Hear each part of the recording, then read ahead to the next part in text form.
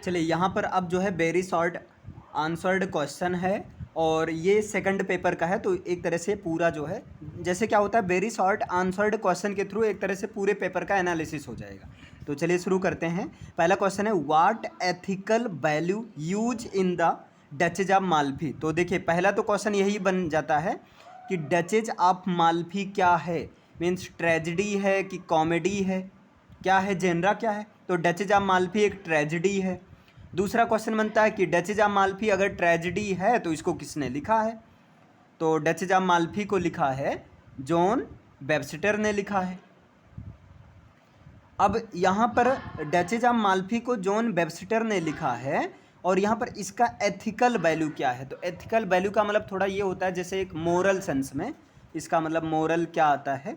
तो यहाँ देखिए the Duchess of Malfi is a crude melodrama at the same time it has a clear moral vision. Duchess of Malfi एक drama है, drama में भी crude मेलो drama, मैंने अंडरलाइन कर दिया है, क्रूड मेलो ड्रामा है और इसी समय में इसके पास एक मोरल विजन है, मतलब क्लियर कट इसका मोरल विजन है। कहीं ना कहीं एक डचेज की हिस्ट्री को दिखाया गया है। और डचेज, अच्छा इसमें क्या होता है, इसमें एक डचेज की कहानी बताई गई है जो कि ऑलरेडी विडो रहती है और इसके भाई लोग नहीं चाहते हैं कि ये शादी करे, क्योंकि वो चाहते हैं कि अगर शादी करेगी तो जो हिस्सा होगा, जो एक पैसा होगा उसके पति के नाम चला जाएगा। The Duchess died with a strong hope she died on her knees. अब यहाँ डचेज की मृत्यु होती है। अब इसमें क्या है, ये जो डचेज ऑफ माल्फी में डचेज की डेथ होती है, एक बहुत ज़्यादा जब इसकी डेथ होती है तो इसकी होप स्ट्रांग रहती है, अपने नीज, इसके नीज पर इसकी डेथ होती है। और जब इसको इनके भाइयों के ऑर्डर पर बोसोला के द्वारा मारा जाता है, the Saul of Bosola also undergoes a great change. और जब इनकी डचेज की डेथ होती है तो बोसोला की जो आत्मा है वो भी एक पूरी तरह से चेंज हो जाती है। Ferdinand repents for the murder of the young women.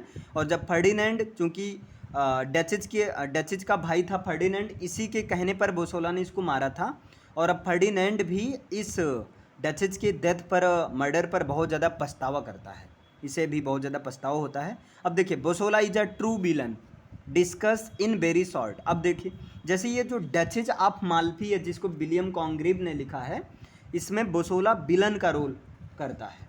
तो यहाँ बताया गया कि बोसोला एक ट्रू विलन है। क्यों है? Bosola plays the role of a true villain in the play. और कौन से प्ले में ये बोसोला ट्रू विलन का रोल अदा करता है? तो डचेज ऑफ माल्फी में, जो कि ट्रेजिडी है। He enters into the mind and heart of the Duchess. ये क्या करता है? डचेज के दिलो दिमाग में पहले प्रवेश करता है and her paramour Antonio to find out the secret of their lifes as a confident. और एक तरह से डचेज ने सीक्रेटली अपने स्टेवर्ड खजांची एंटोनियो से शादी कर लिया था, ये चीज़ डचेज से पता लगा लेता है। और जो भी इसको रिपोर्ट मिलता है, report the same to the brothers of the Duchess. और रिपोर्ट को ये डचेज के भाइयों के पास भेज देता है। Is like a hidden rock of the sea. ये समुद्र में एक हिडन रॉक की तरह है। And anticipated storm of the ocean wreck of the strongest of ship in the moments. और एक तरह से ओशियन में बहुत बड़ा तूफानी लाने वाला, मतलब यही डचेज ऑफ माल्फी में बोसोला की ही वजह सब होता है। अगर बोसोला ना जासूसी करता, बोसोला अगर बात डचेज के बारे में कोई बात अगर इनको नहीं बताता, किनको, इनके भाइयों को, तो ऐसा कुछ नहीं होता। चलिए, तो वैसे यहाँ डचेज ऑफ माल्फी से देखिए लगातार 3 क्वेश्चन, 3 क्या 4 क्वेश्चन बने हैं। तो डचेज ऑफ माल्फी में एक बार ऐसे सुन लीजिए, डचेज ऑफ माल्फी एक्चुअली एक डचेज की कहानी है, माल्फी के डचेज की कहानी है, जिसमें डचेज विधवा होती है और इनके 2 भाई फर्डिनेंड कार्डिनल ये नहीं चाहते कि मेरी बहन डचेज की शादी हो, और ये चाहते नहीं, लेकिन डचेज जो है वो चुपके से अपने खजांची अपने स्टेवर्ड एंटोनियो से शादी कर लेती है। और जब ये डचेज के भाई जो है दूसरे शहर में रहते हैं और जब वो जाते हैं तो बोसोलस कहते हैं तुम पता लगाए रखना मेरी बहन शादी ना करने पाए। तो बोसोला बता देता है, तो वही सब ट्रेजिडी हो जाता है। बताएंगे, लेकिन अभी तो वेरी शॉर्ट आंसर के थ्रू देखना है। नेक्स्ट है राइट डाउन द मेलो dramatic element in the Duchess of Malfi. ये कह रहे हैं डचेज ऑफ माल्फी में मेलो ड्रामेटिक एलिमेंट क्यों है। जैसे डचेज ऑफ माल्फी पहला नंबर ड्रामा है, ड्रामा में मेलो ड्रामा है। तो मेलोड्रामा क्यों है, तो उसका मेलोड्रामेटिक एलिमेंट बताना है। देखिए, melodrama is an ancient form of drama. Melodrama जो है ये ड्रामा का एक एंशियंट फॉर्म होता है, in which there is the predominance of horror and terror. मतलब ऐसे मेलोड्रामा में क्या होता है, हॉरर और टेरर को दिखाया जाता है। हॉरर मतलब थोड़ा सा ऐसे जैसे एक तरह से सुपरनेचुरल पावर का यूज किया जाता है, डर का माहौल क्रिएट किया जाता है। अब जैसे यहाँ भी हुआ था, डचेज को जब जेल में बंद थी तो उसके ऊपर ऐसे मरा हुआ इंसान का हाथ उसके ऊपर फेंका गया था, बहुत ज़्यादा टेरर का एकदम पूरा सीन क्रिएट किया गया था। Melodrama is composed of 2 words, मेलो और ड्रामा। मेलोड्रामा 2 शब्द से बना है, मेलो और ड्रामा से। Anwar the melodrama is full of sweet songs. मतलब जहाँ पर मेलोड्रामा का मतलब होता है कि स्वीट सॉन्ग से भरा हुआ। In the modern sense the song has been eliminated, लेकिन मॉडर्न सेंस में सॉन्ग का मतलब चेंज हो गया है। Its place is being taken by horror and terror, और एक तरह से ये हॉरर और टेरर के फॉर्म में इसको कन्वर्ट मतलब एक ओवरटेक कर लिया है। And uncalled the incidents like railway accidents, और इसको एक तरह से जो है रेलवे एक्सीडेंट्स की तरह लिया जाता है। शिपरेक्स, और शिपरेक्स की तरह, शिपरेक मीन्स ऐसा जैसे अचानक मान लीजिए समुद्र में यात्रा हो रही है, नाव का फट जाए या नाव में पानी आ जाए तो पूरी नाव तहस नहस हो जाए, वो शिपरेक है। फायर्स एंड ब्लड्स, फायर्स हो जाए और फ्लड्स हो जाए, जैसे फायर्स जंगल में आग लग जाए या जो है बाढ़ आ जाए। अर्थक्वेक्स एंड वोल्केनोज, भूकंप आ जाए, वोल्केनो मीन्स होता है ज्वालामुखी उद्गार हो जाए, इस तरह से। Duchess of Malfi an account of the element of horror and terror is a melodrama. देखिए मैंने अंडरलाइन कर रखा है जो इंपॉर्टेंट है, ज़्यादा इंपॉर्टेंट है। डचेज ऑफ माल्फी जो है हॉरर और टेरर के बेस पर देखा जाए तो ये मेलोड्रामा, मतलब सिंपल सा, डचेज ऑफ माल्फी मेलोड्रामा है। क्यों है, क्योंकि हॉरर और टेरर, जैसे हॉरर मूवी होती है तो टेरर मतलब होता है, टेरर से ही टेररिस्ट बनता है, उनका काम ही होता है डर फैलाना। Write a scene of poetic justice in the Duchess of Malfi, और डचेज ऑफ माल्फी से क्वेश्चन आएगा, पक्का आएगा, क्योंकि लगातार 4 क्वेश्चन बना है डचेज ऑफ माल्फी से यहाँ पर। In duchess of Malfi in melodrama a murder of evil doer leads to a joyful life. अब देखिए यहाँ डचेज ऑफ माल्फी में, अब देखिए डचेज ऑफ माल्फी में क्या होता है, एक मेलोड्रामा है। अब इसमें क्या होता है, एक एबिल की मर्डर होती है, मतलब एक बुराई की मर्डर होती है। Doer leads to a joyful life act of murder, जहाँ पर वो मतलब उसको मारकर एक तरह से एक्टफुल लाइफ जीना चाहता है। सिन एक पाप, और डेब्यूचरी गोज अनपनिश्ड। और फिर इसके बाद देखिएगा, हाँ यहाँ पर क्या है, ये in duchess of Malfi full poetic justice has been done to evil doer और sinner who is rightly punished. ये बहुत इंपॉर्टेंट है। कोई भी ड्रामा है तो ड्रामा में एक चीज़ जरूर होता है, पोएटिक जस्टिस होता है कि नहीं। तो पोएटिक जस्टिस का मतलब एबिल को पनिशमेंट मिलता है कि नहीं, तो वही यहाँ डचेज ऑफ माल्फी में पोएटिक जस्टिस को है, पोएटिक जस्टिस है, मतलब पोएटिक जस्टिस का मतलब सिनर को भी अल्टीमेटली एक तरह सजा मिला है। जैसे अब फर्डिनेंड और कार्डिनल ये अपने बहन को मरवाते हैं, और फाइनली जो है फर्डिनेंड और कार्डिनल की भी डेथ होती है। बोसोला ने मारा था, बोसोला भी मारा जाता है, एंटोनियो भी मारा जाता है। Hence it turns out to be tragedy on the pattern of Aristotle. Aristotle के पैटर्न पर इस तरह से ट्रेजिडी के फॉर्म में कन्वर्ट होता है। तो ये लगातार जो है, अभी देखिए अभी तो वेरी शॉर्ट आंसर है, तो इसके बाद मैं क्या करूँगा, वीडियो पक्का आएगा। इसके बाद मैं क्या करूँगा, जितने भी सिलेबस में है सारे सिलेबस का एक हिंदी की तरह पूरा समरी हम ही करवा देंगे इस बार पूरा, जो है मतलब ऐसे रफली, जैसे डचेज ऑफ माल्फी में एक डचेज है, उसका भाई है फर्डिनेंड, और जो है कार्डिनल है, ऐसे नाम बताते हुए, तो इससे क्या रहेगा, कहानी की तरह कवर हो जाएगा। क्योंकि पहले क्वेश्चन में अब जैसे आज 15 तारीख है, तो आज ये हो रहा है 17 को पेपर है। अब पहले 15 वाले पेपर में सबको आइडिया लगे कि पेपर कैसे आएगा, अभी तक थोड़ा पंगा था, पेपर का ही नहीं था। अब समझ में आ गया, सीरीज हो अगर अच्छे से पढ़ लीजिए काम हो जाएगा। तो देखते हैं, फिर काम करते हैं। व्हाट इज एन एलेजी, अब यहाँ ये देखना है एलेजी क्या होता है। तो elegy is a poem of lamentation और expression of personal bereavement and sorrow. ये देखिए एलिजी एक तरह से जैसे दुखमयी कविता होती है, अगर हिंदी में बात करें दुखद कविता, तो एलिजी जो होता है पर्सनल बेरीवमेंट या सॉरो को एक्सप्रेस करने के लिए एक पोएम होता है। जैसे अब कवि कौन बनता है, जिनकी वाट लगी रहती है वही तो कवि बनते हैं। तो अगर वो सैड टाइप लिख रहे हैं तो इंग्लिश में एलजी कह दिया जाता है। LG was known by it's form and not bye it's subject matter. LG को उसके फॉर्म से जाना जाता है, ना कि उसके सब्जेक्ट मैटर से जाना जाता है। रीजन क्या होता है, जैसे भाई दुख भरी घटना मैं प्रोज के फॉर्म में भी तो लिख सकता हूँ, लेकिन उसके फॉर्म से जाना जाता है कि वो एलजी है। मतलब एलजी हमेशा पोएटिक फॉर्म में ही होना चाहिए, नहीं 4 लाइन हाँ मेरी लंका लगी थी तो उस समय ये, मतलब ऐसा तो वो भी एलजी नहीं, वो एलजी नहीं होता है। Any poem written in a elegiac measure was known as, ये देखो शॉर्ट में फालतू कहानी, कम टू द पॉइंट। कोई भी पोएम जो कि एलिजिएक मेजर्स को फॉलो करते हुए लिखी गई हो वो एलजी कहलाती है। नेक्स्ट क्वेश्चन है, अब यहाँ से एक नया क्वेश्चन फिर बनता है। What is stanza form in a valediction forbidding mourning. तो एक मिनट सुनिए, देखिए अ वैलिडिक्शन फॉरबिडिंग मॉर्निंग ये पल नंबर 1 पोयम है, और ये पोयम लिखा है जॉन डन ने। पोयम किसने लिखा है, जॉन डन ने लिखा है, और जॉन डन ने 2 पोयम लिखा है। एक तो अ वैलिडिक्शन फॉरबिडिंग मॉर्निंग, और फॉरबिडिंग का मतलब मना करना, मॉर्निंग मतलब रोना।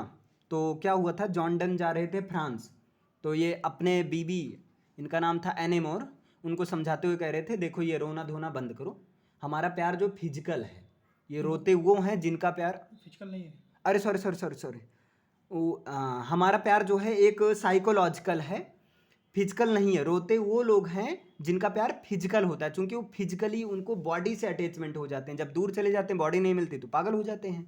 हम लोग तो एक फिजिकल नहीं प्यार है, बल्कि है एक साइकोलॉजिकल या जो है मेंटली अटैच हैं। और यहाँ पर इस पोयम में वो जैसे कंपास के जो कंपास गोला प्रकार होता है उससे ये कंपैरिजन किए हैं।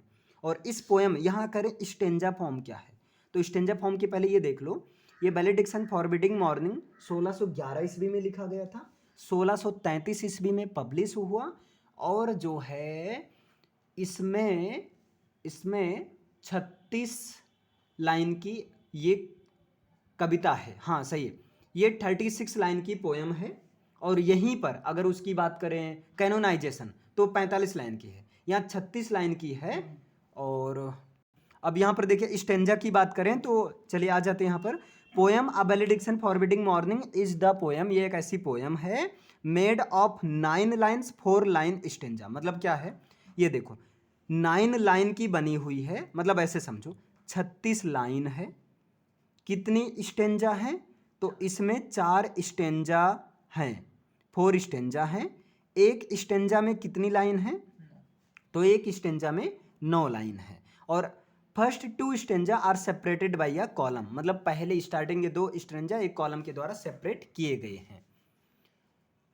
अब इसमें क्या है, शुरुआत की 4 लाइन सब में है, जैसे 4 स्टेंजा हैं और शुरुआत की 4 लाइन का जो है राइमिंग स्कीम है वो ए बी है। चलिए आगे देखते हैं। Discuss new classical age age of reason. अब यहाँ पर देखो 1-2 क्वेश्चन बनता है, नियो क्लासिकल एज और एक होता है क्लासिकल एज। तो क्लासिकल एज से बिलोंग करते हैं हमारे विलियम शेक्सपियर साहब, और यहाँ नियो क्लासिकल एज को माना जाता है एज ऑफ रीजन। क्यों माना जाता है इस पर डिस्कस करना है, देखते हैं। New classical poets were shy of all extravagance and expression of emotion and passion.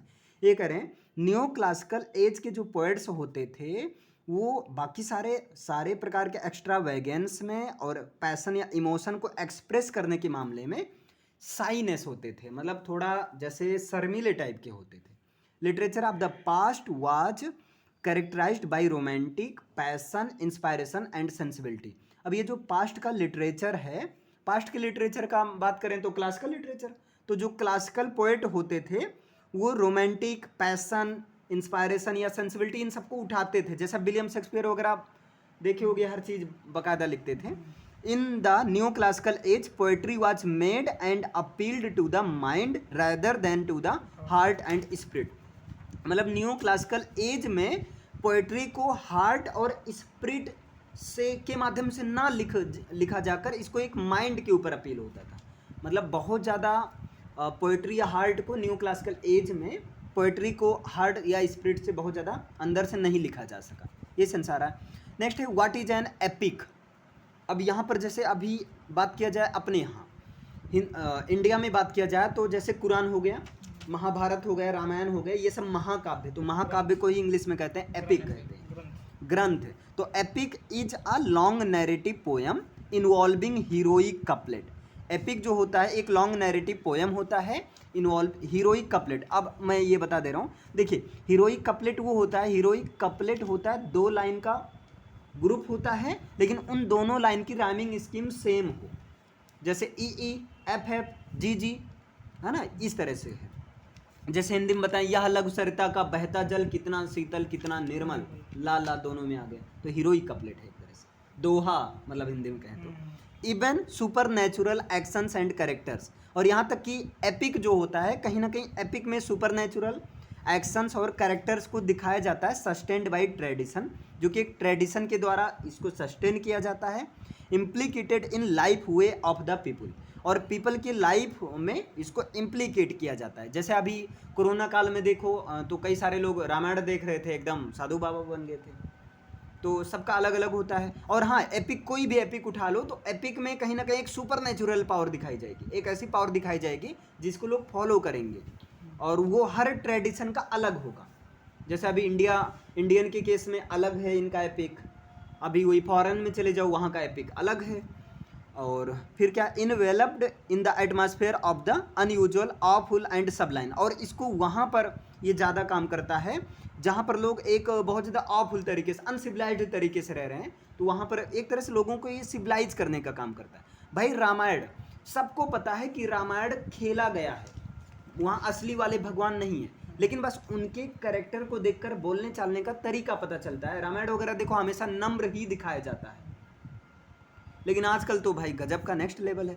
Next, what is the main thought of canonization. फिर आ गया कैनोनाइजेशन। देखिए इसके पहले भी कैंटरबरी टेल्स में, याद आया, कैंटरबरी टेल्स में थॉमस बैकेट को किंग हेनरी फोर्थ के 4 योद्धा के द्वारा मार दिया गया था। उसके बाद उनको कैनोनाइज मतलब होता है संत की उपाधि से सम्मानित करना। तो वही कह रहे हैं कैनोनाइजेशन का मेन थॉट क्या है। The main thought of canonization is to taken to express Donne's positive attitude.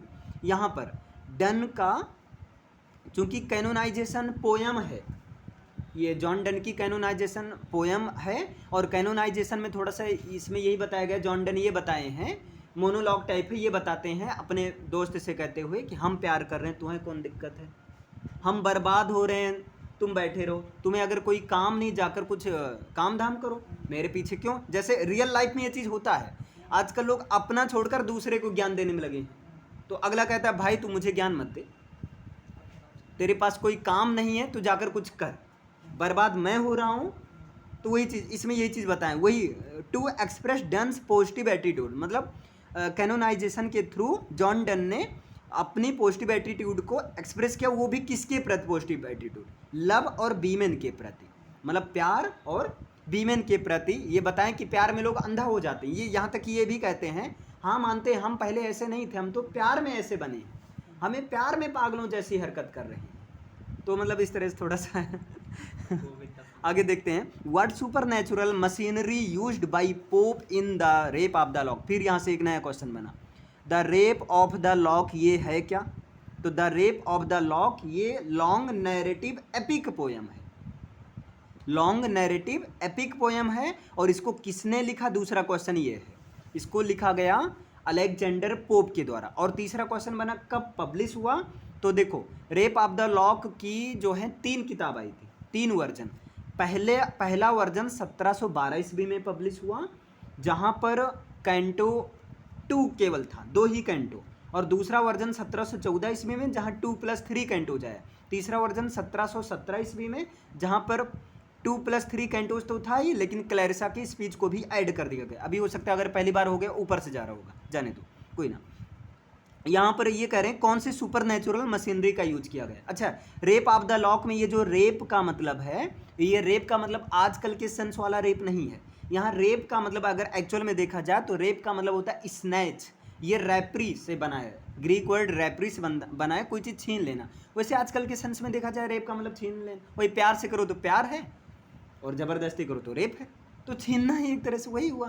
तो ये होता है। अब यहाँ पर क्या है, एक मतलब बिलिंडा है, बिलिंडा, तो बिलिंडा के ऐसे बाल की एक जुल्फी काट ली जाती है, उसी बाल की, ये सच्ची घटना है, बाल की जुल्फी को काट ली जाती है और उसी पर जो है अलेक्जेंडर पोप को एक दोस्त आते हैं, कार्लाइल नाम है, वो कहते हैं एक काम करो यहाँ पर पोप लिखो, क्योंकि एरिस्टोक्रेसी फैमिली के समय में क्या होता था, लड़कियां केवल सजना धजना दिन भर यही काम रहता था इनका, तो क्रिटिसाइज सैटारिकल फॉर्म में लिखें, तो वहाँ कह रहे हैं एक छोटी सी घटना को बेस मानकर rape of the lock epic लिख दिया गया। तो इसमें कौन सी सुपर नेचुरल मशीनरी का यूज किया गया है, तो सुपर नेचुरल मशीनरी के रूप में in the form of sylph and gnomes, sylph का यूज किया गया, जीनोम्स का यूज किया गया है, एक स्प्रिट का यूज किया गया है। हर जगह ये जितने भी इंग्लैंड के लोग हैं हर जगह जादू टोना मतलब कुल मिलाकर ऐड जरूर कर देंगे, यहाँ भी किया गया है। To highlight the mock heroic effects of the poem, मतलब पोएम के जो मॉक हीरोइक इफेक्ट है इसको हाईलाइट करने के लिए इसमें सिल्फ का यूज किया गया है, मतलब सुपरनेचुरल मशीनरी का यूज एक सिल्फ और जीनोम्स के फॉर्म में यूज किया गया। With the help of supernatural machinery he make personal satire upon the coquetry and fashion of young ladies of his time, और यहाँ पर उनके समय मतलब जो अलेक्जेंडर पोप ये बताएं कि उनके समय में जो अरिस्टोक्रेसी फैमिली का मतलब होता है जो अमीर घराने की लड़कियां होती थी उनका कोई काम नहीं रहता था, एक तो दोपहर सोकर उठना और दूसरा नंबर अपने आप को सजना धजना और दिखाना, बस यही काम रहता था। तो वही अपने समय की यंग लेडीज के फैशन को और उनके जो हैं कनक्वेंट्री को, मतलब वही चीज़ उस पर पर्सनल रिटायर एक तरह से दिया है, मतलब कहीं ना कहीं अपना पर्सनल पॉइंट ऑफ व्यू को ऐड कर दिया है। Define rape of the lock give realistic picture of the society. अब ये कह रहे हैं बताओ डिफाइन करो कि रेप ऑफ द लॉक जो है सोसाइटी के एक रियल पिक्चर को भी मतलब दिखाता है। कहीं ना कहीं आज भी अभी इंडिया में ही देखा जाए, अगर ऐसे घराने की लड़कियां जो थोड़ा बैकग्राउंड में अच्छी हैं, मतलब अरिस्टोक्रेसी टाइप है, काफ़ी पैसे वाली हैं, तो वो क्या करती हैं कहीं ना कहीं इतना सज धज कर निकलते हैं ऐसे लगता है शादी तय करने जा रहे हैं। तो वही चीज़ कह रहे हैं कि ये मतलब डिफाइन करो कि रेप ऑफ द लॉक जो है सोसाइटी के एक रियल पिक्चर को रिप्रेजेंट करता है, तो हाँ बिल्कुल करता है, लेकिन बताना है। In the rape of the lock, जिसको किसने लिखा, अलेक्जेंडर पोप ने लिखा, पोप ने presents a faithful and realistic picture of the society, मतलब पोप जो हैं सोसाइटी के एक रियल पिक्चर को और एक अच्छे तरीके से, मतलब ऐसा नहीं कि फालतू बकवास कर दी, अच्छे तरीके से इसको रिप्रेजेंट करते हैं। He presents the manners of gang affluence persons, ये एक तरह से एफ्लुएंस पर्सन्स के गैंग को इस मैनर से प्रेजेंट करते हैं कि whose main habit was love making teasing young women of beauty, और जिनका मतलब मेन यही हैबिट होता था कि यंग वुमेन ब्यूटी को मतलब छेड़ना, या जो ये are one of the chief interest of the young belonging to the upper strata of society, वही सोसाइटी के अपर स्ट्रेटा, जैसे होता है ना, अगर लौंडा बहुत ज़्यादा पैसे वाला है तो उसका काम एक ही बचा है ज़िंदगी में, और गरीब है तो दूसरा सोचता अभी जेबी में कुछ नहीं। तो ये चीज़ है। यहाँ डिस्कस ऑन सैटायर्स ऑफ पोप। अब ये देखिए पोप ने जो सैटायर किया है, मतलब अलेक्जेंडर पोप ने रेप ऑफ द लॉक के थ्रू एक तरह से महिलाओं के बारे में एक तरह से गाली दी है, मतलब उनको व्यंग किए हैं कि देखो कुछ काम तो है नहीं। जब इसे पढ़ा जाएगा मजा आएगा। Satire predominates in the works of Alexander Pope. Even a cursory glance at his poetry reveals that the major part of it consists of, आगे देखिए यहाँ satires और its is satiric in spirit. The Rape of the Lock, Dunciad, Morla, essays, satires and epistles of Horace imitated are the best of his satires. देखो rape of the lock में, rape of the lock का कुछ लोग जैसे ऐसे imitate करते हैं, नकल करते हैं, जैसे Dunciad, moral essays, satires and epistles of Horace imitated are the best of his सैटायर्स।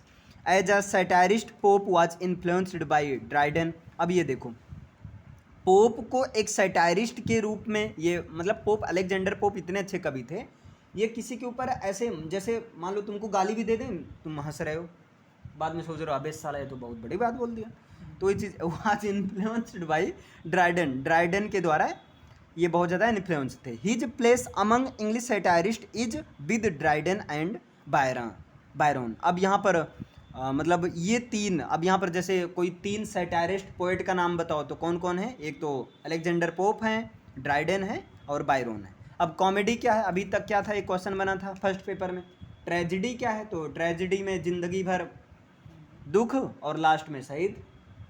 अब कॉमेडी में क्या है? मजा ही मजा, मतलब बीच में अगर थोड़ा सजा आया तो लास्ट में हैप्पी एंडिंग। तो comedy is a type of drama characterised by romantic, love, horror, pageantry. अच्छा, कॉमेडी में मैंने एक चीज़ देखा है भाई, रोमांस जरूर ऐड करते हैं, ये फिक्स है, अच्छा वाला रोमांस। एंडीमियोनी में जैसे क्या हुआ था उधर, वो अलग तरह का, वैसे यहाँ भी है। Humour, peasantry, light satire and cross love finally leading to a happy denouement. Though fortune may be unkind to some stage, all ends happily at last. Main यही है, मतलब यहाँ पर all ends happily at last, मतलब बीच में कुछ भी कहानी लंका लगती है लेकिन फाइनली जो है हैप्पी एंडिंग होती है। जैसे मूवी, आजकल मूवी जितने भी मूवी होती है वो सब कॉमेडी के फॉर्म में बनाई जाती है, कहीं ना कहीं लास्ट में हैप्पी एंडिंग होती है, थोड़ा सुकून मिल जाता है, हाँ भाई प्यार मिल गया तो हम लोग मूवी करने लगते हैं, हमें भी मिल जाएगा ऐसा, मतलब आगे यहाँ देखते हैं। Write a note on the underlying paradox in the poem canonization. अब फिर कैनोनाइजेशन पोएम को किसने लिखा था? जॉन डन ने लिखा था। कैनोनाइजेशन में 45 पोएम है, अरे 45 लाइन है क्या यार? कैनोनाइजेशन में 45 लाइन है, 45 लाइन्स हैं, और कितने स्टेंजा में डिवाइड है? अब यहाँ कैनोनाइजेशन जो है ये 5 स्टेंजा में डिवाइड है, और 5 स्टेंजा का जो राइमिंग स्कीम है वो है ए बी बी ए और जो है ट्रिपल सी ए। मतलब इसको याद करने के पर्पज से मैं बता रहा हूँ, अब्बा ट्रिपल सी करके मेरे पास आजा, ठीक है? तो थोड़ा सा ये जस्ट याद करने के पर्पज से है। हाँ, तो बापू का नाम वैसे भी याद रहता है, एक भाई वो रहता है। The poem canonization is based upon a paradox. अब यहाँ देखिए पैराडॉक्स क्या होता है? एक्चुअली पैराडॉक्स एक फिगर ऑफ स्पीच होता है, जैसे पर्सोनिफिकेशन फिगर ऑफ स्पीच होता है वैसे पैराडॉक्स भी, तो हाँ हाइपरबोल होता है। तो कैनोनाइजेशन पैराडॉक्स पर बेस्ड है। It's very title is paradoxical, मतलब इसको अगर एक अनदर फॉर्म में देखें तो एक पैराडॉक्सियल के फॉर्म में इसको रिप्रेजेंट किया जा सकता है। As Cleanth Brooks points out clever paradox underlies the poem, for the poet daringly treats profane love as if it were divine love। मतलब यहाँ एक तरह से ये ऐसे प्यार को दिखाया गया, इतना पवित्र बताया गया है जैसे कि डिवाइनली हो, एक डिवाइन लव के रूप में दिखाया गया। Love of women is profane activity denounced by the church. और यहाँ जो लव ऑफ वुमेन है ये प्रोफेन मीन्स होता है पवित्र एक्टिविटी में इन्वॉल्व होते हैं, जो कि चर्च के द्वारा डिनाउंस किया गया। The lovers have not renounced the word and pleasure of the flesh, they indulge in the joys of love making, still they are called saints. The poet argues the poet and his beloved are devoted lovers, so they are saints, but if it is all a parody, it is an, ये पता नहीं क्या लिखा है, serious parody done is almost in earnest when it is. देखो कहानी खत्म करो सीधा। कैनोनाइजेशन में क्या है, यहाँ पर ये बताया गया है कि हम प्यार कर रहे हैं, हम मरेंगे, हम तबाह होंगे, तुमसे कोई मतलब नहीं, तुम परेशान न हो, हमारे मरने के बाद लोग हमको याद करेंगे और हमें संत की उपाधि से देंगे, यही करेंगे देखो दोनों कितना बड़ा प्रेमी रहे, मर गए, मतलब इतने बड़े प्रेमी थे लोग हमारे। जैसे ताजमहल क्या एक प्रेम की निशानी मानी जाती है, तो लोग कहीं भी जाते हैं तो जनरली ताजमहल में कपल ज़्यादा जाते हैं, सिंगल लोग कम जाते हैं। तो मतलब जैसे थोड़ा सा ये ऐसा है, सही भी है कहीं ना कहीं। हाँ डिस्कस, हाँ पूरे वर्ल्ड से आते हैं, और कपल के साथ एक देखने में अलग ही मज़ा आता है कि हाँ ठीक है भाई चल प्यार की निशानी है तो प्यार में चलेंगे, सिंगल तो अजीब लगेगा। फिर discuss on Pope as a representative of his age. अब फिर यहाँ पर जैसे बैकन को कहा जाता था पोएट्स पोएट, वैसे यहाँ पोप को कहा जाता है रिप्रेजेंटेटिव ऑफ हिज एज, मतलब अपने एज के रिप्रेजेंटेटिव हैं, मतलब पोप अलेक्जेंडर पोप वैसे भी काफ़ी अच्छा है।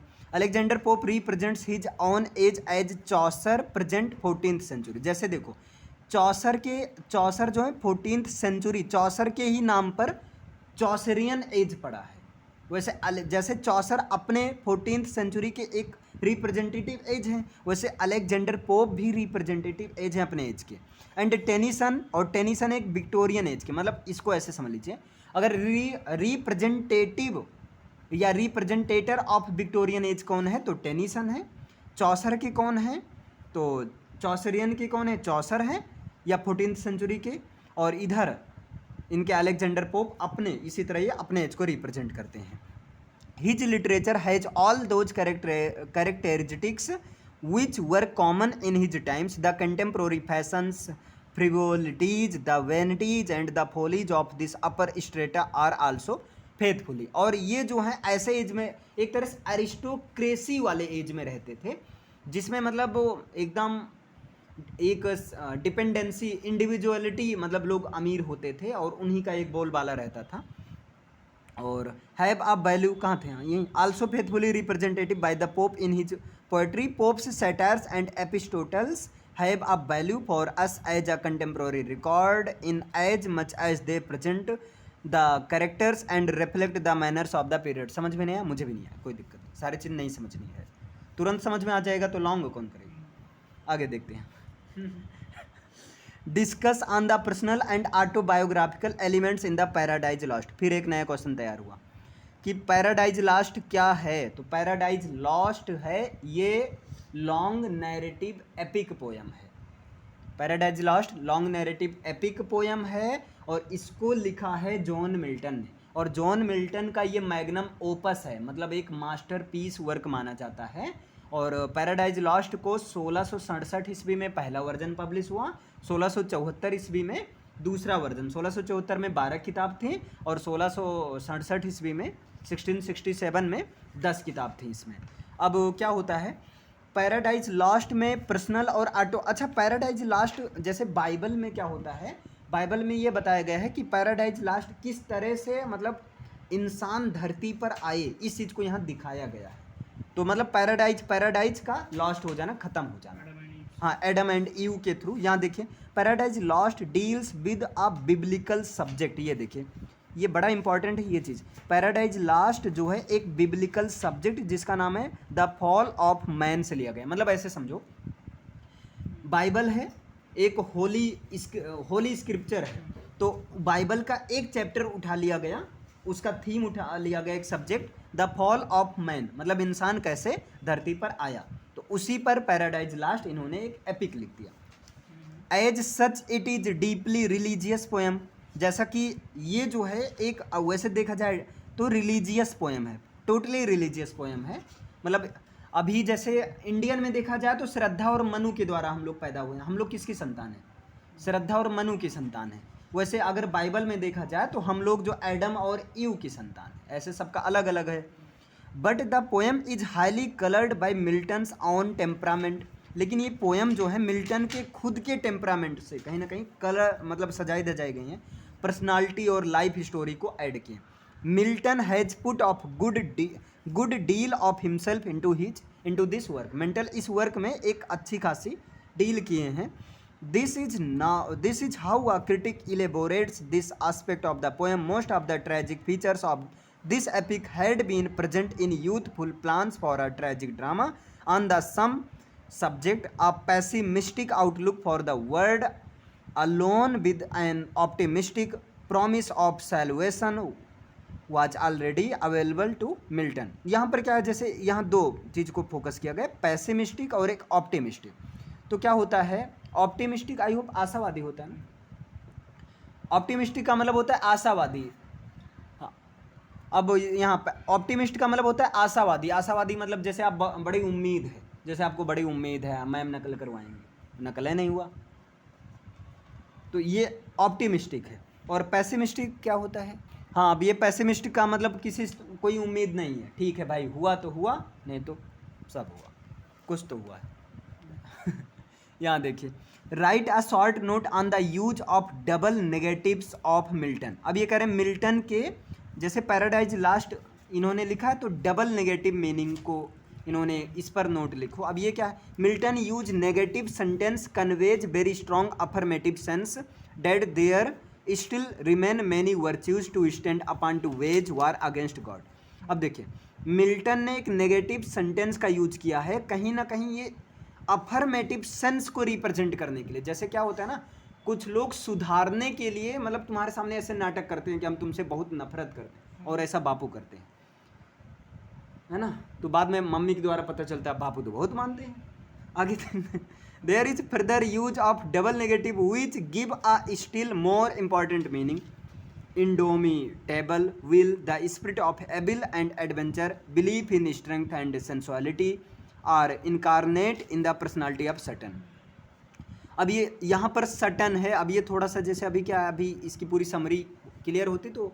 अब यहाँ सटन एक था, पैराडाइज लास्ट में, ये पहले एंजल हुआ करता था, तो ये सोचा कि यहाँ भगवान की गुलामी करने से अच्छा अगर हम नरक में पहुँच जाएंगे तो वहाँ राजा रहेंगे, जैसे अंधों में काना राजा, तो ये जो है भगवान के खिलाफ चले जाते हैं, तो वही फिर आगे काफ़ी कहानी होती है। आगे देखिए, व्हाट इज सोनेट। सोनेट क्या है, इसमें दे दिया, वैसे यहाँ सोनेट इसमें नहीं आना चाहिए। हाँ हाँ, लेकिन चलो एक बार दिया। सोनेट वैसे सबको पता रहता है। Sonnet derived from the Italian sonetto which means a little sound. वैसे सोनेट होता है 14 लाइन की पोयम होती है। विलियम शेक्सपियर बड़े चालाक थे, वो सोनेट लिखते थे, 14 लाइन में पूरी बात कह देते थे, है ना, और पढ़ने में भी मज़ा आता है। शायद इसी ये भी रीज़न है कि बहुत ज़्यादा फेमस हुए। Musical poem in 14 lines written in iambic pentameter and linked by an intricate rhyme scheme. ये देखिए, इंट्रीकेट के द्वारा लिंक रहते हैं। जैसे क्या होता है, 14 लाइन की पोएम होती है, 8 लाइन में ये प्रॉब्लम करते हैं, जैसे एक प्रॉब्लमेटिक क्वेश्चन करते हैं, और यार गलत कह दिया, 12 लाइन में यानी कि 3 क्वार्टरैन में प्रॉब्लमेटिक क्वेश्चन करते हैं, और 2 लाइन में पूरा उसका सॉल्यूशन भी दे देते हैं। हाँ, इस तरह से होता है। What is the association of sensibility. अब ये क्या है, देखिए, T S. Eliot praised the association of sensibility in metaphysical poetry. अब यहाँ से 2 क्वेश्चन बना। टी.एस. इलियट ये कौन से पोएट हैं, तो मेटाफिजिकल पोएट हैं। जॉन डन भी आपके मेटाफिजिकल पोएट हैं। ये सेंसिबिलिटी के एसोसिएशन को प्रेज किया। There is a union of feeling and thought in the metaphysical poets. It is great quality which was missed but poets of 20th century like T S. Eliot, W.H. Auden, W.B. Yeats have adopted in their poems. अब यहाँ से एक question बन गया, कुछ तैयार हो या ना हो। मेटाफिजिकल पोएट कौन कौन से हैं, टी.एस. इलियट हैं, W.H. ऑडेन हैं, और W.B. Yeats हैं। फिर right a short note on renaissance spirit. अब जैसे रिनेसा और रिफॉर्मेशन एज होता है, तो उस पर शॉर्ट नोट लिखना है। Milton was a product of the renaissance and reformation. अब ये एक यहाँ से एक और क्वेश्चन मिला था, bacon was also the product of renaissance and reformation. Bacon को भी रिनेसा और रिफॉर्मेशन एज का प्रोडक्ट माना जाता है, और इनको भी माना जाता है। As man of Renaissance, Milton embodied in him the spirit of courage, boldness, firm resolve, inquiry and adventure. ऐसा क्यों कहा जाता है, क्योंकि रेनेसा के आदमियों की तरह इनके भी अंदर, मिल्टन के भी अंदर वो करेज थी एक तरह से। The Renaissance was famous for individualism and push and dash which is required of a heroic and adventurous spirit. Milton was a revolutionary spirit. Milton personal life, मतलब मिल्टन जो है कुछ रिवोल्यूशनरी टाइप के थे, मतलब एक क्रांतिकारी थे। कोई भी चीज़ देखते थे उस पर ये सैटारिकल है, मतलब हर चीज़ पर सैटायर कर देते थे, ये नहीं देखते थे क्या बवाल होने वाला है। अब बताओ, बिलिंडा का एक फैमिली मैटर था, उसको पूरा एपिक बना दिए। अब यहाँ what is Restoration age. Restoration implies the restoration of Charles second to the throne in 1660 at the end of the Commonwealth. तो यहाँ 1660 में जो एज चल रहा था वो रेस्टोरेशन एज को रिप्रेजेंट करता है। This age was characterised by high fashions, artificial manners and low moral which Charles had brought from France. तो एक यहाँ से ये कवर कर लीजिए, बाकी चाहे हो या ना हो। रेस्टोरेशन एज में क्या होता था, तो रेस्टोरेशन एज में हाई फैशंस पर फोकस किया जाता था, आर्टिफिशियल मैनर्स होता था, एक तरह से वही मेकअप वगैरह, और लो मोरल, मतलब जो मोरलिटी थी वो कमी हो गई थी लोगों में। What do you know about heroic tragedy of restoration period. अब देखिए सबसे खराब क्वेश्चन इस तरह का होता है, क्योंकि ये बहुत पकाऊ टाइप होता है, मुझे खुद पकाऊ टाइप लग रहा है। तो क्योंकि यहाँ क्या होता है, थोड़ा सा हिस्ट्री पता होना चाहिए। ये सीधा इंग्लिश की हिस्ट्री से क्वेश्चन पूछ रहा है, रेनेसा, रिफॉर्मेशन, तो वही चीज़ है। The heroic tragedy of the restoration period has heroes and heroines of high degree. मतलब अगर रेस्टोरेशन पीरियड की हीरोइक ट्रेजिडी की बात किया जाए तो उसमें हीरोज और हीरोइंस को ही बढ़िया मतलब अच्छा खासा दुख दिया जाता है, लास्ट में मर जाते हैं इसी दुख में। Its setting is also like plays of romance, और कहीं ना कहीं इसकी सेटिंग जो है एक रोमांस के, प्लेज ऑफ रोमांस के रूप में रखा जाता है, मतलब रोमांस भी करते हैं। जैसे अब स्पेनिश ट्रेजिडी में होरेसियो जो हैं मिलने जाते हैं किससे, अपनी जीएफ बेल इम्पीरिया से, और मारकर टांग कर चाकू से उनका तो लंका लग जाती है। तो रोमांस प्यार का फल मिल गया। तो मतलब आजकल रियल लाइफ में भी यही होता है, ठीक है, घर वाले को पता चले, देखो एकदम वो बन जाते हैं अमरीश पुरी, और लड़के जो है संग देओल बन ही नहीं पाते हैं। It's theme is full of high romance of the heroic feelings. अब ये चीज़ सबसे अच्छा ये रेस्टोरेशन ट्रेजिडी का यही होता था कि ये फुल ऑफ हाई रोमांस, मतलब एकदम रोमांस से भरा हुआ होता था, फीलिंग्स अच्छी खासी, which include scenes of heroic deeds, जहाँ पर एक हीरोइक अच्छे काम को दिखाया जाता है, मर्डर को होता है, सुसाइड होता है, scenes of horror and terror की सारी सीन्स होती हैं। Write a short note on the stream of consciousness technique. The stream of consciousness in modern novel is a new technique. हाँ, ये थोड़ा सा अच्छा लग रहा है कि मॉडर्न नॉवेल में एक नई टेक्निक अपनाई जाती है, और वो है स्ट्रीम ऑफ कॉन्शियसनेस। वैसे कॉन्शियसनेस का मतलब होता है थोड़ा अंतरात्मा से, ऐसे कुछ लिया जाता है। Technique developed in the modern fiction, और फिक्शन का मतलब जैसे नॉवेल आपका फिक्शन में आता है। There is an emphasis from external to the internal reality from the objective to the subjective. It was first of all appeared between 1913 to 1915। William James was the, अब यहाँ देखिए, first person to use it Dorothy, mister Richardson, James Joyce and Virginia Woolf are the some remarkable novelist of this technique.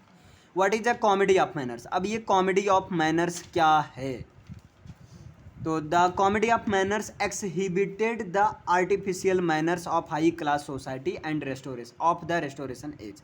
तो restoration age में high class society के manners में जो artificial manners को use किया जाता था, एक्सिबिट किया गया, वही कॉमेडी ऑफ मैनर्स है। They largely displayed the intrigues, witty remark, sparkling dialogue and verbal fencing between gentleman and ladies. Comedy of manners में एक जेंटलमैन और लेडीज के बीच में मतलब काफ़ी कुछ एक लंबा प्रोसेस दिखाया जाता है, और लास्ट में जो है इनको मिलाया भी जाता है। अभी जैसे एंडीमियन, और एंडीमियन में सिंथिया और एंडीमियन की कहानी थोड़ी सी थी। What are Gothic novels. Gothic novels क्या होता है। अब गॉथिक नॉवेल्स देखिए यहाँ पर, अब हमें एक काम करते हैं हम लोग, एक यहाँ से क्लू खोजते हैं और उसको अंडरलाइन कर देते हैं, है ना। जैसे Gothic novels were written in later half the 18th century. तो गॉथिक नॉवेल्स का पहला पॉइंट हो गया, इसको 18th सेंचुरी में लिखा गया। गॉथिक नॉवेल्स होता क्या है, तो Gothic novels are also called horror और टेरर नॉवेल्स। बस यहाँ से तो पंगा खत्म कि गॉथिक नॉवेल्स का मतलब जो हॉरर या टेरर नॉवेल हो, मतलब ऐसा नॉवेल जिसमें हॉरर और टेरर से इनको दिखाया गया हो। They have Gothic atmosphere marked with super natural horror, mystery and suspense. यहाँ पर सुपर नेचुरल पावर के द्वारा एक हॉरर सीन क्रिएट की जाती है। तो अब इसका क्लियर हो गया। फिर इसके, या ऐसे समझ लो G for Gothic, Gothic G for ghost. तो अब भूत लोग क्या करेंगे, हॉरर ही या टेरर ही क्रिएट करेंगे। नेक्स्ट है हिस्टोरिकल नॉवेल। क्या ये भी नाम से क्लियर है। The historical novel draws its theme from the same important historical event. तो ये हिस्टोरिकल नॉवेल कहीं ना कहीं सम हिस्टोरिकल इवेंट से ही की थीम को लिया जाता है यहाँ पर। But around his historical event the novelist weaves same imaginative and artistic environment to make it an interesting and arresting theme for a novel. What is Wessex novel. अब एक ये नया टॉपिक है, वेसेक्स नॉवेल क्या होता है। तो Thomas Hardy mainly deals with all his novels in a particular area of England. अब यहाँ पर याद रखना, थॉमस हार्डी जो है अपने नॉबेल्स में कौन से नॉबेल का यूज करते हैं? वेसेक्स नॉबेल का यूज करते हैं। थॉमस हार्डी ने कौन सा नॉबेल लिखा है? तो टेस ऑफ डी डर्बरविल्स लिखा है ये चीज़। The for this local he revived the ancient name of Wessex. अब ये चीज़, ये कहाँ से नाम इन्होंने लिया? तो वेसेक्स का एक एंशियंट नेम को रिवाइव्ड किया। He bounded this area in the south by the English Channel, in west as far as Cornwall, as the north as Oxford and as, अबे हटाओ इसको आप बकवास करते हैं कभी कभी। चलो, what is a psychological novel? अब साइकोलॉजिकल नॉवेल क्या होता है? तो the psychological novels are also known as stream of consciousness novel. मतलब मॉडर्न समय में कौन से नॉवेल का ज़्यादा यूज किया जाता है? तो स्ट्रीम ऑफ कॉन्शियसनेस नॉवेल का यूज किया जाता है। This novels probe into the working of human psychology at the conscious, subconscious, conscious, subconscious and unconscious level. मतलब जैसे इंसान का माइंड कॉन्शियस लेवल से सबकॉन्शियस और अनकॉन्शियस लेवल से कैसे काम करता है, इस चीज़ को यहाँ दिखाया गया। Plot is developed on these psychological novels. तो साइकोलॉजिकल में कहीं ना कहीं साइको के बेस पर, और सबका साइको डिपेंड करता है उसका माइंड कैसा है, सबकॉन्शियस, अनकॉन्शियस, या जो है अभी जैसे मान लो आप लोग पढ़ रहे हैं, जैसे अब ऑनलाइन कुछ पढ़ते पढ़ते सो जाते हैं, तो क्या है, एक तरह से अनकॉन्शियस में चले गए। अब सबकॉन्शियस में क्या, हाँ पूरे होश हवस में है। कॉन्शियस मतलब हाँ आधा जिंदा आधा मुर्दा है, नींद में झूल रहे हैं, तो थोड़ा सा ये रहता है। What are picaresque? हाँ ये इंपॉर्टेंट है, ये चीज़ मैं स्टार दे रहा हूँ इसको। पिकारेस्क्यू नॉवेल क्या होता है? The picaresque novels have a wandering rogue from the for the hero, he is bad character who wanders from place to place and encounters many एडवर्टाइजेज who are equally rogues. The novel narrates these episodes one by one, the whole plot become episodic or disjointed। इसको एक line में सीधा सीधा कहें तो picaresque novel are those novel that runs from place to place. जो place to place चलता है वो पिकारेस्क नॉवेल होता है। अब पिकारेस्क नॉवेल का अगर एग्जाम्पल बताएं तो कौन सा है आपका? टेस ऑफ डी डर्बरविल्स है एक तो अब जैसे यहाँ पर पिकारेस्क नॉवेल का एग्जाम्पल क्या है? तो टेस ऑफ डी डर्बरविल्स है। और हाँ, हेनरी फील्डिंग का जोसेफ एंड्रयूज, तो जोसेफ एंड्रयूज भी पिकारेस्क नॉवेल का एग्जाम्पल है। अब जैसे यहीं पर एक नॉवेल और होता है एपिस्टेलरी नॉवेल, जो कि लेटर के थ्रू लिखा जाता है। और एपिस्टेलरी नॉवेल का एग्जाम्पल है पामेला, जो कि रिचर्डसन के द्वारा, और मॉल फ्लैंडर्स डेनियल डिफो के द्वारा लिखा गया। Who are called the four wheels of van of the English novel? ये भैया याद कर लो, बड़ा इंपॉर्टेंट है। इंग्लिश नॉवेल में, इंग्लिश नॉवेल के बैन में, मतलब इंग्लिश नॉवेल की गाड़ी में फोर व्हील्स कौन है? मतलब एक तरह से इंग्लिश नॉवेल में चार ऐसे स्तंभ कौन है जिनके बिना इंग्लिश नॉवेल अधूरा है? तो वो कौन है? पहले तो नाम की ही बात कर लेते हैं। फील्डिंग, हेनरी फील्डिंग, जिन्होंने लिखा है जोसेफ एंड्रयूज। रिचर्डसन, इन्होंने लिखा है पामेला। स्मोलेट नहीं पता है, स्टर ने नहीं पता है, दो का कंफर्म है क्योंकि दो सिलेबस में। The English novel as a definite and well defined literary genre was founded by four novelist in 18th century. अब ये 18th सेंचुरी के हैं। They are called the four wheels of the wain of the English novel. तो four wheels of the wain of the English novel में आते हैं Fielding, Richardson, Smollett, Sterne. Fielding, Richardson, Smollett और Sterne आते हैं। किसे कहते हैं? जो कि 18th सेंचुरी के एक तरह से नॉवेल को श्रेय बहुत ज़्यादा जैसे फोकस में लाए हैं। Will it be right to call social novels of today historical novel? ये कह रहे हैं आज का सोशल नॉवेल को क्या हिस्टोरिकल नॉवेल कहना सही रहेगा? Social novels today portray the social history of today. ये देखिए, सोशल नॉवेल्स जो होता है वो आज की सोशल हिस्ट्री को दिखाता है कि आज की सोसाइटी में क्या हो रहा है। और which soon becomes the social history of past days. और आज का जो है वो पास्ट के लिए, अगर आज जो बीत गया भाई, अब पास्ट हिस्ट्री बन गई। Novels of the contemporary social life और may be considered to be an of sort of the historical novel. नहीं समझ में आया? कोई ना, ठीक है। What is the nature of aphoristic statement? अब ये देखिए, ये आया था, मजा ले रहा है अपनी। बैकन के स्टाइल कौन कौन सी थी? एफोरिस्टिक स्टाइल थी, पोएटिक थी, प्रोवर्बियल स्टाइल थी। तो ये एफोरिस्टिक स्टेटमेंट का, हाँ बैकन बहुत ज़्यादा एफोरिस्टिक थे। एफोरिस्टिक में क्या है? एफोरिस्टिक का मतलब होता है सीरियसनेस, जैसे बातों में कुछ ऐसा, बातों में दम रहना एक तरह से। हाँ बंदा बात कर रहा है भाई, ठीक है काम किए, तो वही कह रहे हैं एफोरिस्टिक स्टेटमेंट का नेचर क्या होता है। तो नेचर एक तो स्कॉलरी विजडम, भैया अगर तुम्हारे पास कोई चीज़ ज्ञान रहेगा तभी तुम एक फुल कॉन्फिडेंस के साथ कह सकते हो। जैसे मैं कह रहा हूँ जोसेफ एंड्रयूज को लिखा है हेनरी फील्डिंग ने, लिखा है, लिखा है तो लिखा है, ठीक है ना।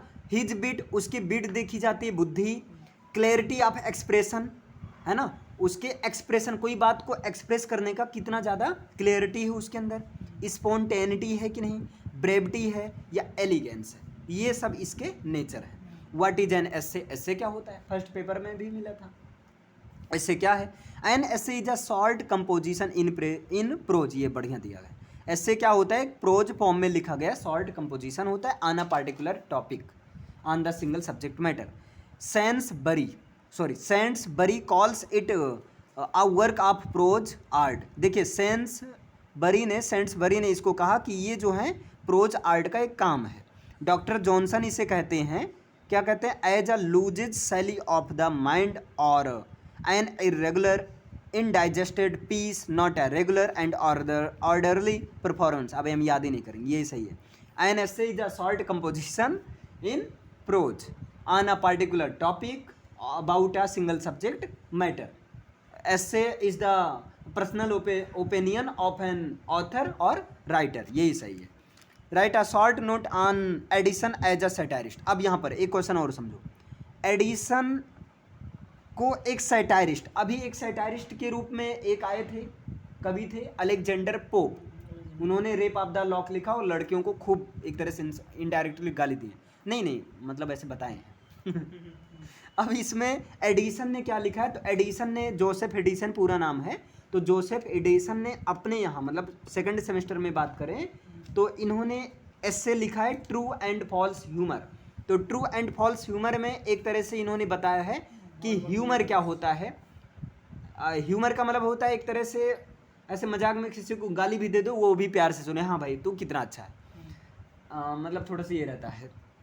तो वही एडिसन एक सैटारिस्ट के रूप में है, जाने जाते हैं। ऐसा क्यों? इस पर जो है मतलब शॉर्ट नोट करना है, ठीक है। Joseph Addison was a periodical essayist, he founded the Tatler and the Spectator. The general purpose of the periodical essayist was to expose false art of life, ये देखिए, to expose the false art of life and to expose the disguise of cunning and vanity। देखिए ये periodical essayist थे और इनका main target ये होता था कि लाइफ में जो झूठी बातें हैं उसको कैसे एक्सपोज किया जाए, है ना, और जो ये कनिंग लोग हैं, चालाक लोग हैं, इनको कैसे सैटायर किया जाए। He passed comments on the ridiculous manner, और ये कमेंट मतलब इन पर कमेंट करते हैं एक रिडिकुलस मैनर से करते हैं। Of his friends and spared none, मतलब एक अपने फ्रेंड या spared none in the Spectator. अब ये देखो स्पेक्टेटर क्लब मतलब एक वर्क है, इन्होंने लिखा है स्पेक्टेटर क्लब, हाँ रिचर्डसन स्टील ने लिखा है। चलो अभी देखते हैं। In the Spectator he says that the whenever he feel find anything ridiculous the habit of people he will make a mention of it into his papers. अच्छा Spectator का मतलब ये भी होता है ऑडियंस भी होता है एक तरह से, तो हो सकता है इसका सेंस कुछ हाँ दर्शक होता है, लेकिन स्पेक्टेटर्स होता है, चलो कुछ भी हो ठीक है। नहीं इसमें इसने मेंशन किया ना इन द स्पेक्टेटर, हाँ स्पेक्टेटर में ऐसा बताया गया, हाँ यहाँ पर नाम तो दिया नहीं गया है कि स्पेक्टेटर जिसने भी लिखा उसने ऐसा किया है। Write name of two periodicals in which Addison's essays are published, ये कह रहे हैं दो पीरियोडिकल्स का नाम लिखो जिसमें एडिशन के एस्से। अब एडिशन ने कौन सा एस्से लिखा? ट्रू एंड फॉल्स ह्यूमर, ये चीज़ पब्लिश हुआ। Joseph Addison was born at Milston near Amesbury in Wiltshire on 1 May 1672। Joseph Addison का जन्म हुआ था 1672 ईस्वी में मिल्सटन में, जो कि एम्सबरी के पास में है, बिल्डशायर में, पता नहीं कहाँ है। His father was River and Lancelot Edison and his mother was Jane, मतलब उनके बाप का नाम था लैंसिलॉट एडिसन था और उनकी माँ का नाम था Jane Addison. He was educated at Charterhouse School and Oxford, मतलब ये कहाँ से एजुकेट हुए, तो चार्टर हाउस स्कूल और ऑक्सफोर्ड, एक तरह समरी टाइप हो जा रहे हैं biography. He was the pioneer of periodical essay and contributed to the age immense, his essays are mainly published in the Tatler. अब ये टाटलर और ये स्पेक्टेटर, ये इनका है एक तरह से कलेक्शन होगा, जैसे एक होता है ना सबका अपना अपना, जैसे अभी बात करें कैनोनाइजेशन और वैलिडिक्शन फॉरबिडिंग मॉर्निंग, तो जॉन डन ने कैनोनाइजेशन वैलिडिक्शन फॉरबिडिंग मॉर्निंग को 1633 में पब्लिश किया, लेकिन सॉन्ग्स एंड सॉनेट के कलेक्शन में पब्लिश किया।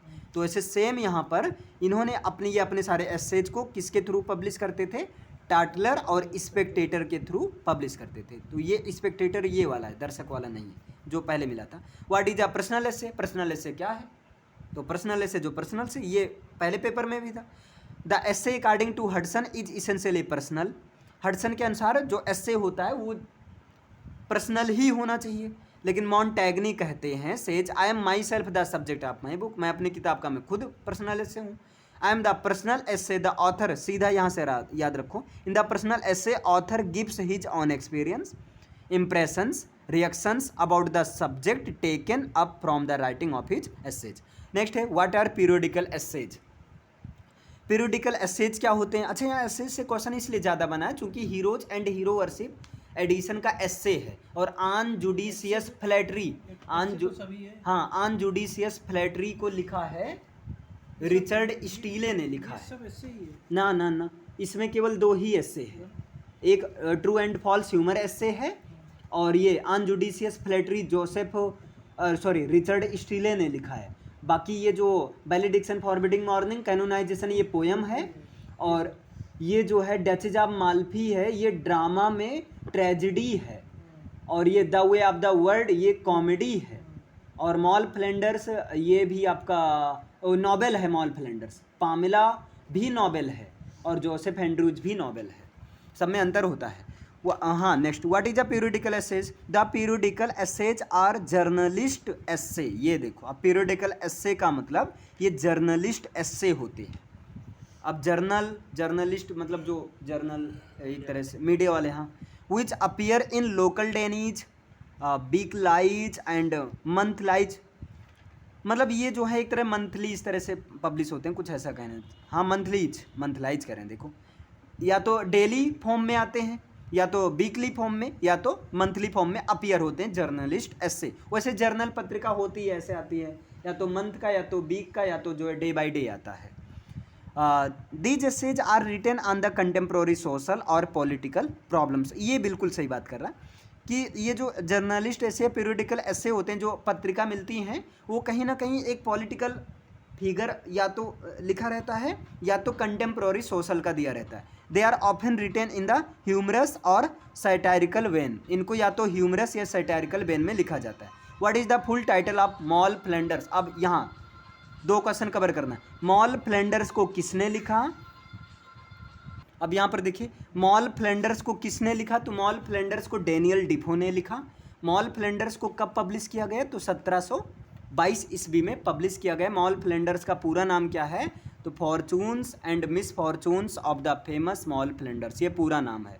Fortunes and misfortunes of the famous mall Flanders, मतलब मॉल फ्लैंडर्स, इसके बारे में जान लेंगे ना तो बड़ा कहेंगे भाई ऐसा भी होता है। हम बता देते हैं, थोड़ा सा मज़ेदार है।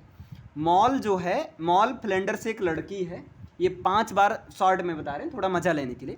मॉल फ्लैंडर्स 5 बार शादी करती है, 12 साल प्रोस्टिट्यूट वाला लाइफ बिताती है, और जो है 12 साल चोरनी बनकर चोर चकट्टा रहती है, और जो है बीच की जर्नी है। बहुत मतलब अजीबोगरीब कहानी है इसकी, मज़ा आएगा पढ़ने में। और इसकी माँ भी चोर होती है, मतलब चोर से ही पैदा हुई थी। यहाँ देखिए अब, what is the second title of Richardson's Pamela? अब देखिए, रिचर्डसन ने पामिला लिखा, और पामिला कब पब्लिश हुआ? 2 क्वेश्चन क्लियर हुआ। पामिला को किसने लिखा? रिचर्डसन ने लिखा। कब पब्लिश हुआ? 1740 में। क्यों लिखा? इसमें फीमेल वर्च्यू को दिखाया गया है, और इसके जवाब में 1742 में हेनरी फील्डिंग लिखे जोसेफ एंड्रयूज, और जोसेफ एंड्रयूज में उन्होंने दिखाया कि मेल चेस्टिटी को, जोसेफ एंड्रयूज के मेल भी पाक होते हैं, उनको भी छेड़ा जाता है, और ये लिखे थे 1740 में कि नहीं फीमेल को छेड़ा जाता है। वो कहे ऐसे कैसे, मतलब ये भी होता है। तो इस सेकंड टाइटल है पामेला का द वर्च्यू रिवार्डेड, मतलब इनको वर्च्यू का रिवार्ड मिला है।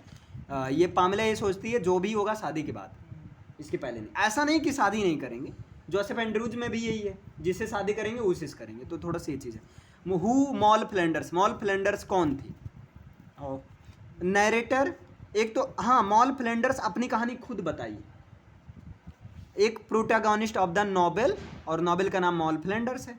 Who goes by a number during the course of life, born an orphan, ये एक गरीब अनाथ पैदा हुई थी। She lives a varied and exciting life with numerous marriage and affairs, और ये कई सारी शादियां करती हैं, कई अफेयर करती हैं, और ऐसे करते करते जो है ये मर भी जाती है। ठीक है, ये क्लियर हो गया आपका।